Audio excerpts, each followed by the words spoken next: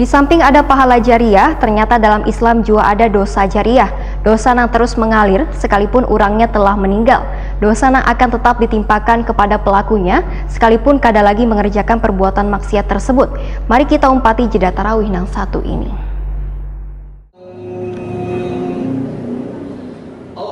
Sebagai manusia biasa, kesalahan ataupun khilaf merupakan sesuatu yang wajar adanya.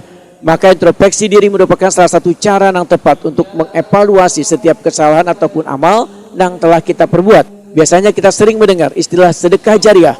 Sedekah yang pahalanya akan terus mengalir meskipun kita telah meninggal dunia. Kita pun akan tetap terus mendapatkan kucuran pahala selawas yang kita sedekahkan masih dimanfaatkan oleh kaum muslimin untuk melakukan ketaatan. Sebagai orang beriman yang sadar akan pentingnya bekal amal di hari kiamat, tentu sangat berharap bisa mendapatkan amal semacam ini. Namun di samping ada pahala jariah, ternyata dalam Islam juga ada dosa jariah. Dosa yang terus mengalir sekalipun orangnya telah meninggal. Dosa yang akan tetap ditimpakan kepada pelakunya sekalipun kada lagi mengerjakan perbuatan maksiat tersebut. Begitu menyedihkannya, seberatan orang membutuhkan pahala di alam barzah, tapi justru orang tersebut mendapat kucuran dosa.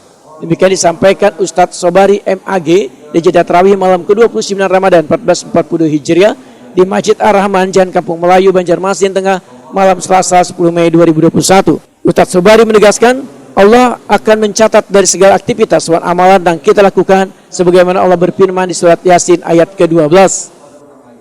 Dengan penglihatan kami, pendengaran kami akan apa yang kami lakukan dulu. Artinya apa? Artinya orang-orang yang di dalam kubur itu akan ditampilkan kepadanya apa yang dia lakukan. Apakah Allah berkuasa? Dalam mengimpaskan semua perbuatan kita. Allah berkuasa.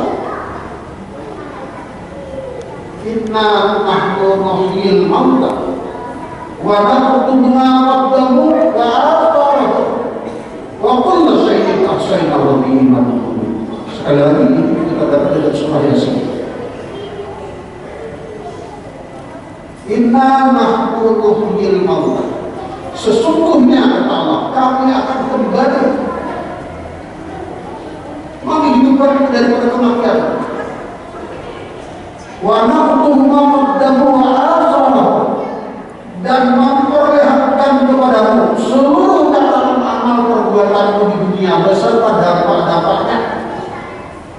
Lagi, Allah akan memperlihatkan kepada kita dalam kubur nanti seluruh apa yang kita lakukan di dunia beserta dampak daripada perbuatan kita.